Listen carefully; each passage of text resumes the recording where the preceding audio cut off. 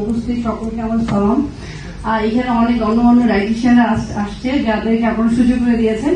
এর আগে কিরমতি সম্মেলন কেন্দ্র আমরা বলেছিলাম যে আমরা পুষ্টিবিদরা শুধুমাত্র হসপিটালে সীমাবদ্ধ থাকতে চাই না, আমাদের কিছু সুযোগ দেওয়া হোক পাবলিকের জন্য যেন আমরা একসাথে কাজ করতে পারি। তো আপনাদের এই উদ্যোগগুলো খুবই গুরুত্বপূর্ণ, যেখানে আমরা ডায়েট নিয়ে কাজ করছি এবং আপনারা খাদ্যের নিরাপত্তা নিয়ে কাজ করছেন।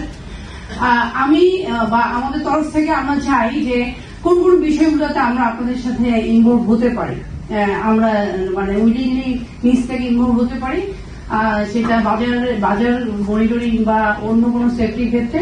যেহেতু 64টা জেলা আছে এবং অবশ্যই খাদ্য নিরাপদ কর্তৃপক্ষ কাজ করছে এবং আমাদের প্রতিটা জেলাতে কিন্তু ডায়েটিশিয়ান এবং পুষ্টিবিদরা কাজ করছেন বিভিন্ন সরকারি বেসরকারি ভাবে এবং বিভিন্ন হসপিটালে তারা চেম্বার করছেন বা চাকরি করছেন।